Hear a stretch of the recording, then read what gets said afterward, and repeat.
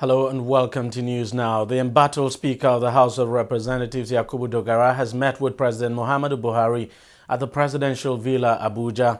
Speaking to State House correspondents after the meeting, Dogara insisted he would not resign despite the allegations of corruption against him. He also denied budget padding was an offense. The Speaker is currently facing allegations that he tried to pad the 2016 budget with as much as 30 billion naira. The allegations were leveled against him by the former chairman, House Committee on Appropriation, Abdul Momin Jibrin. Jibrin also accused the Speaker of attempting to bribe lawmakers in order to get a vote of confidence from the House. The Nigerian Army says it is determined to arrest the gunmen behind the attacks on 3 villages in Jema local government area of Kaduna State.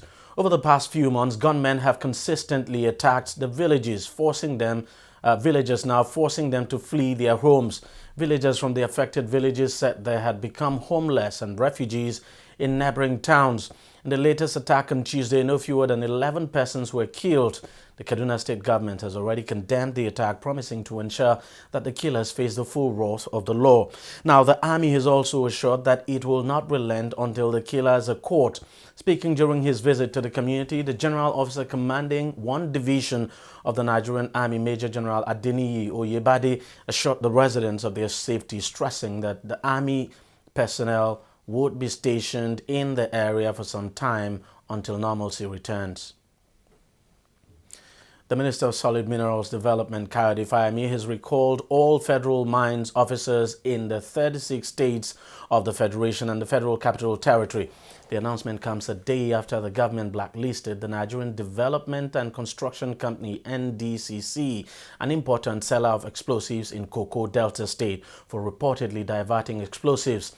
The government said on investigation by the Office of the National Security Advisor, it was discovered that the company was involved in illegal diversion of explosives between 2015 and 2016.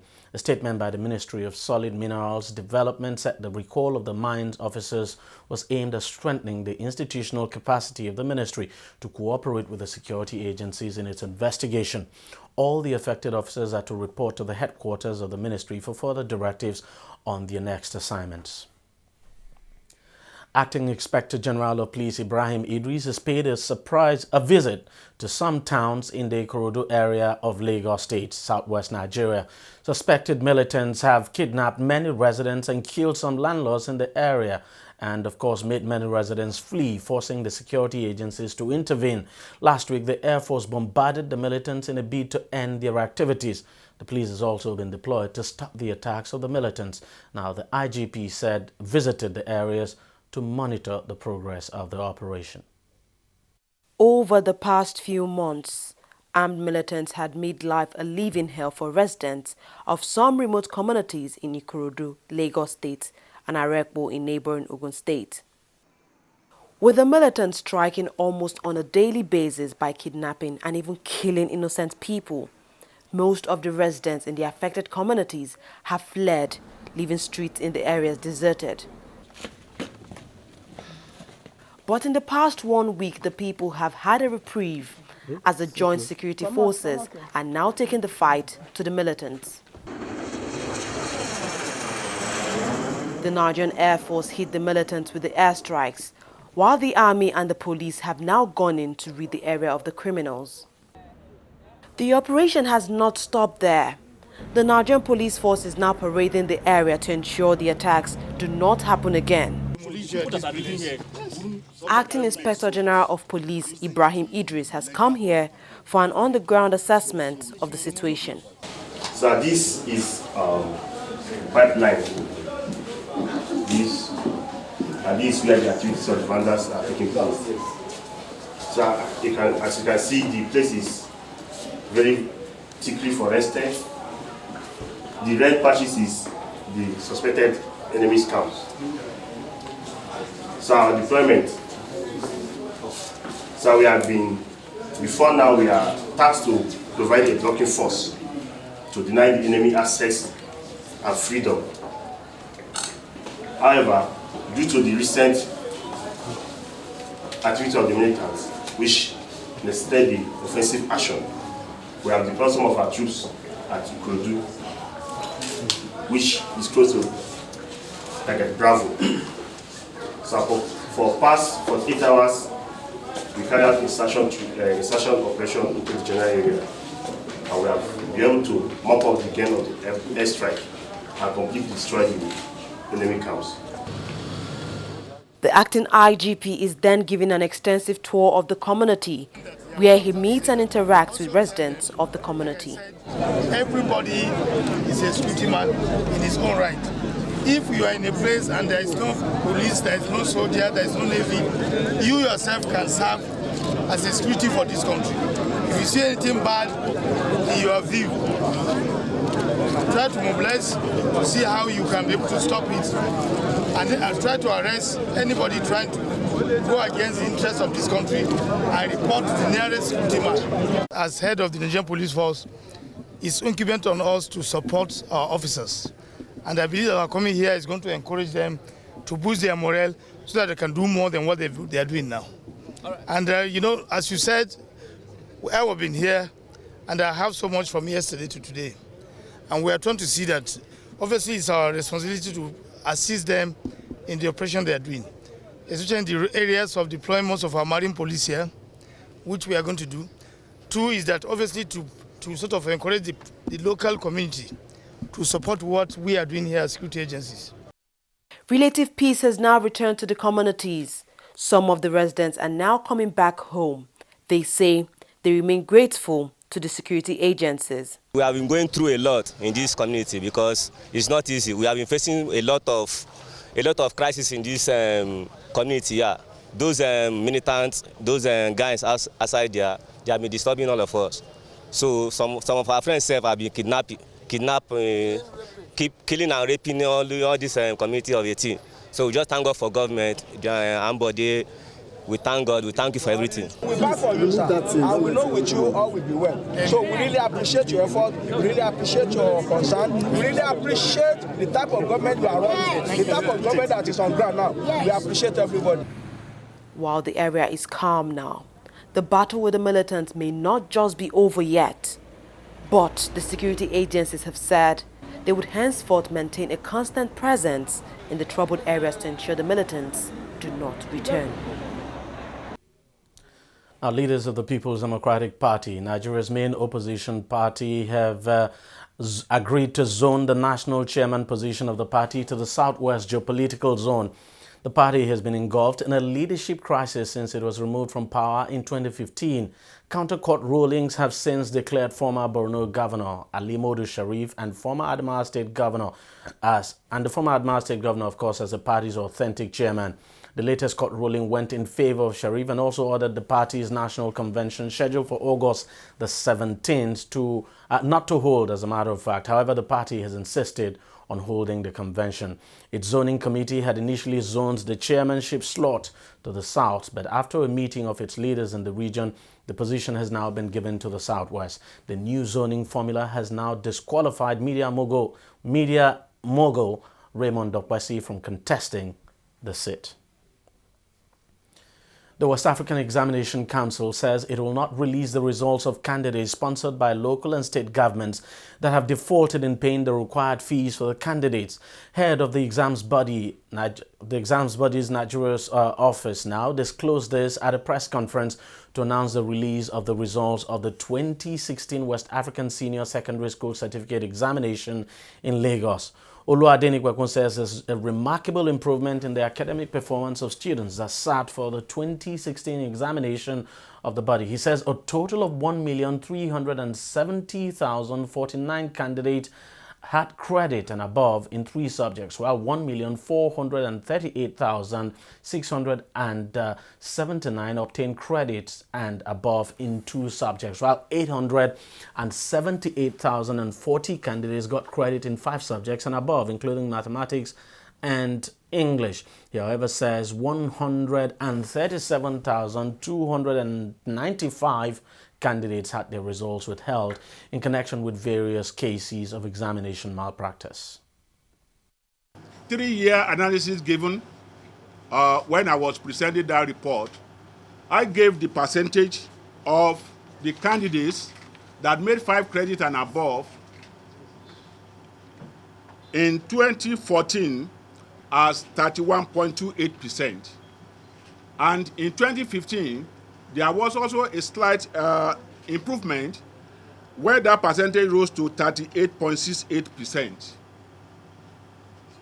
So what ordinarily one would expect would have been to see that that improvement continued, and that has played out this year again. So I want to believe that it must have been a combination of many factors. The candidates themselves realizing the fact that in 2014 we probably got to the lowest level, and that why we not compromise, why we just come out and give you the assessment as you are without changing the standard or without lowering the standard. And so probably I want to believe that candidates also put in their best in 2014, and also that putting up their best performance has also played out in 2016. But it will not be absolutely correct to give the credit to the candidate alone. The credit must also go to their teachers. The credit must also go to the government. The credit must also go to everybody in the education sector that must have contributed in one way or the other to the success story that we are talking today. And it is our hope and prayer and appeal to everybody in the education sector that this trend of improvement should be sustained. And we are looking forward to 2017 by the special grace of God, that the percentage of candidates that will have made 5 credits, including English language and mathematics, that will qualify them to go further in the educational pursuit will be higher than the one that we have today, which is 52.37% of the total candidature. Ahmed Kuru, Managing Director of the Asset Management Corporation of Nigeria, AMCON, says the corporation has succeeded in recovering 644 billion naira. Kuru disclosed this at a media briefing in Lagos, stating that the financial institution is on its way to achieving its objective of retrieving acquired bad debts in the Nigerian financial system. He also said that the seeking of court orders and retrieving debts and sealing up of companies was necessitated by many years of non-compliance from its debtors. Nigeria's President Muhammadu Buhari has reaffirmed his administration's commitment to ensuring the cleanup of Ogoniland and other parts of the Niger Delta damaged by crude oil spillage. Speaking during the inauguration of a council for the cleanup, Buhari said that the project starts 5 years after the United Nations Environment Programme UNEP report, but promised to ensure some of the recommendations are implemented. He charged the communities to ensure security for the project and prevent contamination of Ogoniland when completed. Last year, Amnesty International said that Shell Petroleum Development Company of Nigeria has fallen short of the UN's expert advice on oil spill, adding that the oil giants made false statements about cleanup and remediation of oil spills in the Niger Delta region. The Nigerian government has filed fresh corruption charges against former Minister of Niger Delta Affairs, Godsday Orubebe. He was charged alongside Oludare Lawrence Alaba, Ephraim Towelde Zaki, and Gito Construction Limited for offences bordering on corruption, falsification and diversion of about 2 billion naira meant for a road project. Orubebe is already on trial at the Code of Conduct Tribunal for false declaration of assets. The new charges were filed through the Independent Corrupt Practices and Other Related Offences Commission, ICPC. The United States has warned its citizens against traveling to 20 Nigerian states. The states deemed insecure include Bauchi, Bayelsa, Delta, Edo, Gombe, Imo, Jigawa, Kaduna, Kano and Katsina. The others are Kebbi, Kogi, Niger, Plateau, Rivers and Zamfara State. Nigeria, which is still battling Islamist sect Boko Haram, has been plagued by recent kidnapping sprees by suspected militants, attacks, of course, on oil installations in the Niger Delta, and a rise in herdsmen-farmers clashes. According to a travel warning issued on Wednesday by the U.S. State Department, any American citizen who travels to any of the aforementioned states does so at the detriment of their own security. We'll take a short break here, and News Now will be right back.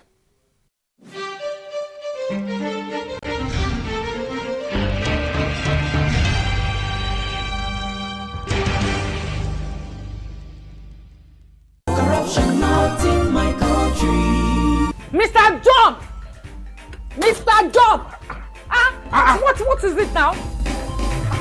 Well, what is it now? Please turn down the volume of your music. It's too loud. And how is that your business? It is disturbing me. I can't sleep. And the same way you are disturbing my right to good music and where I enjoy it. Eh? What's wrong with you? You didn't have person complaining. Maybe we thought that you have lost your mind. Are you having a party? I'm just respecting you, sir. You remember I've paid my husband too. You will not understand why we are complaining because you do not care about other people except yourself.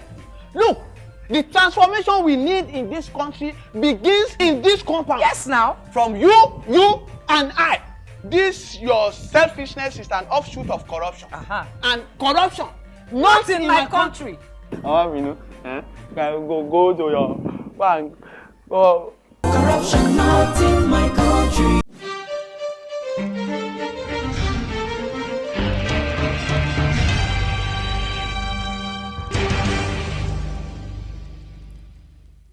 Welcome back. The Central Bank of Nigeria has mandated deposit money banks to sell dollars to Nigerian Hajj pilgrims at the rate of 197 naira to a dollar. In its circular, the CBN says the federal government is making a concession for Nigerians going on the 2016 Hajj operation. The Apex Bank listed banks from the 36 states of the federations who will handle the concession for pilgrims from the states, the Armed Forces, and the National Hajj Commission of Nigeria, NACON. The CBN, however, set a limit of $750 to $1,000 for the pilgrims.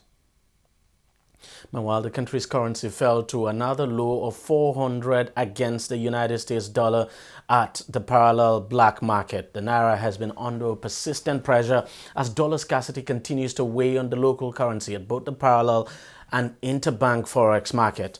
Now, economic and financial experts said inadequate forex liquidity at the interbank market was taking a toll on the parallel market. Analysts had predicted that the naira would weaken further against the dollar this week owing to limited dollar supply. Minister of Budget and National Planning Udo Udoma says the country is committed to fiscal reforms which center on fiscal discipline and expanding Nigeria's non-oil revenue base. Speaking at a consultative forum on the 2017 to 2016 medium-term expenditure framework, Udoma said that the country was aiming at developing local products which will compete favorably at the international markets through rapid development of SMEs with increased funding. Correspondent Abiola Ismail has the details of that story. It was another roundtable discussion between the government and players in the private sector of the Nigerian economy, where issues on budget implementation formed the main discourse. And it was a no-hold-barred session as participants made it clear that urgent action were needed to address challenges in the power, agriculture, construction, and manufacturing sectors, as well as the issues of bordering the tax net. Speakers after speakers say that Nigeria, which had abundant resources, still lacked the motivations that will drive more investment. The construction industry is in a very fluid state because many of building components have been taken out of CBN list of commodities for FX. So in the industry, we're being forced to look for FX in the black market, and this is raising the cost of construction. Banning doesn't improve pricing. Banning doesn't improve pricing. What can improve pricing is moderation and clear monitoring of policies. The CBN doesn't need to ban building companies from enjoying foreign exchange.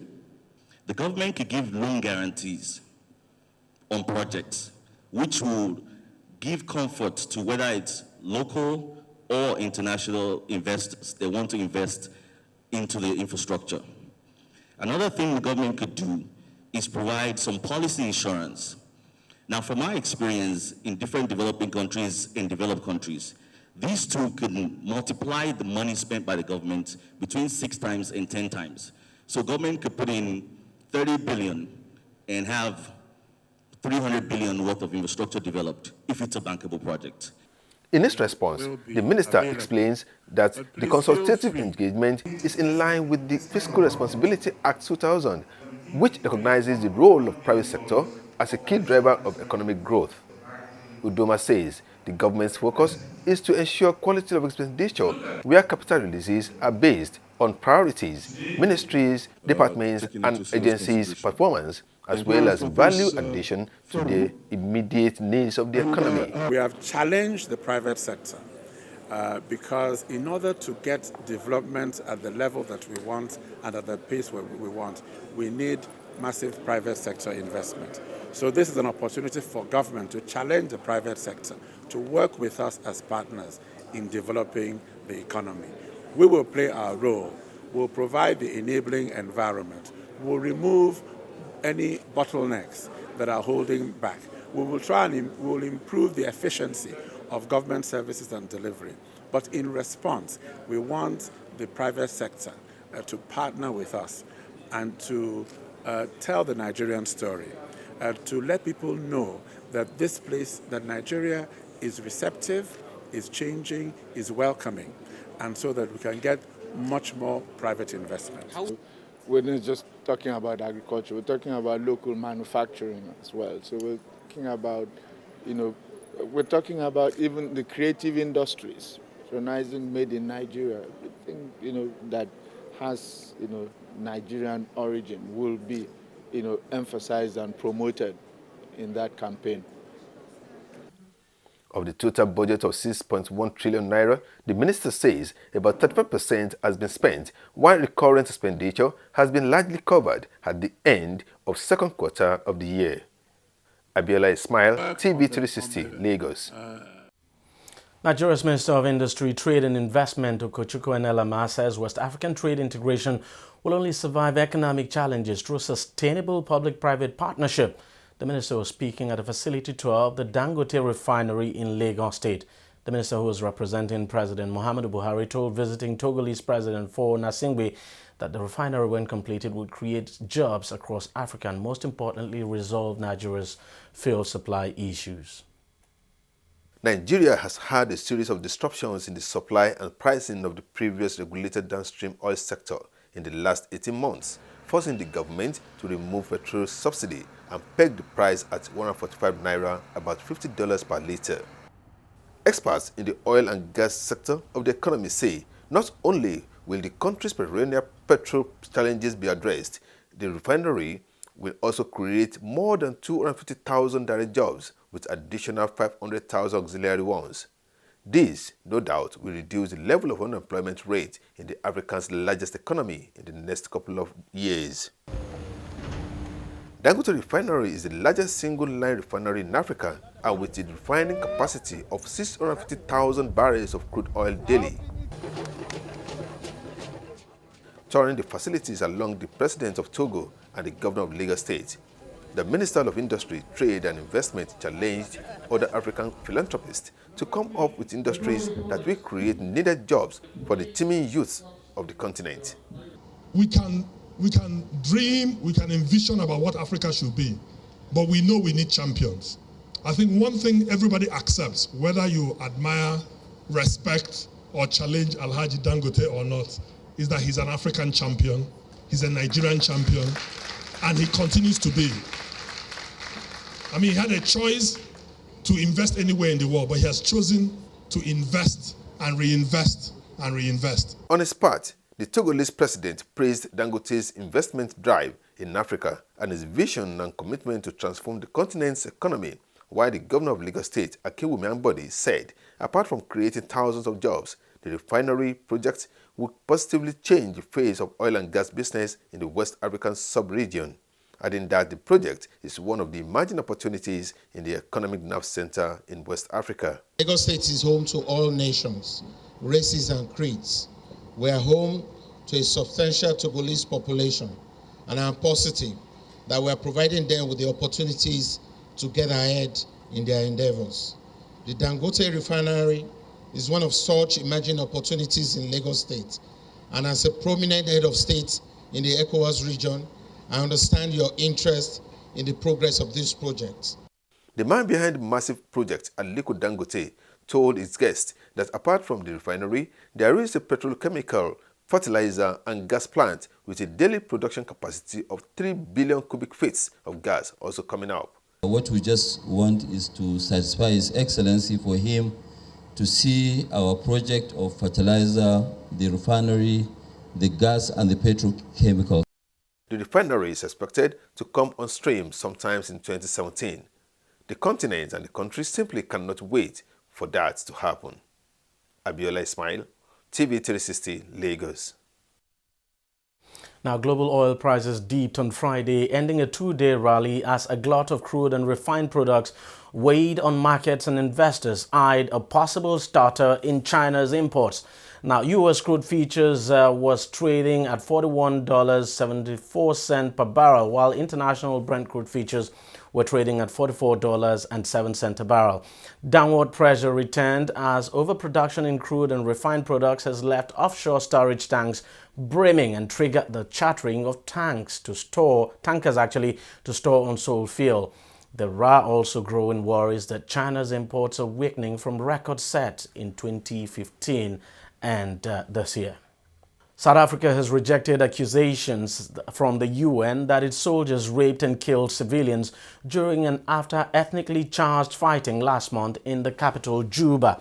On Thursday, Ziad Raad Al-Hussein, UN High Commissioner for Human Rights, said at least 217 cases of sexual violence in Juba had been documented during the period of July 8 to 25th. However, the country's military spokesperson has challenged the UN to provide evidence that government soldiers were involved in the crimes, adding that they had not received any formal complaints. To sports now, Nigeria's Olympic football team defeated Japan 5-4 in their first group game at the Rio 2016 Olympic Games. The game was played in Manaus, barely 6 hours after the Nigerian team arrived Brazil. The team had been delayed in America for days, not following delays over payment for a flight to Rio. However, the team got a reprieve on Wednesday and was able to leave the Atlanta base to head to Houston, where they boarded a Delta airline flight to Rio. They eventually arrived on time and defeated their Japanese rivals thanks to four-goal heroics now of striker Etebo Ogenekaro. The country's next two group games are against Sweden on August the 7th and Colombia on August the 10th. Well, the 2016 Olympic Games officially start in Rio on Friday with the opening ceremony at the Maracanã Stadium. The Games, which will run till August the 21st, has been overshadowed by fears of the Zika virus, which has plagued the country since the start of the year, and a political crisis which led to the removal of the President Dilma Rousseff. The WHO had in May rejected calls to postpone the Games because of the Zika virus outbreak. On the security front, authorities say they plan to deploy more officers to the Baratijura area. That's the neighborhood where most of the games will be held. The contingent will be part of the 85,000 security officers that have been deployed to the city. A total of 28 sports will be showcased at the events. Now, ahead of the Games, the International Olympic Committee says it has cleared the Russian Olympic team to compete at the showpiece event. The body had last month opted against a complete ban on Russia, deciding to leave the decision to individual sporting bodies. Several sporting bodies such as the International Tennis Federation, Judo's governing body, International Volleyball Federation, the International Fencing Federation all cleared Russian athletes. However, they had to await clarification from the IOC. The body now says the athletes who have been cleared by their respective federations are to compete at the Games. Well, that's it in news now. We thank you very much for watching. Continue to stay tuned to TV360.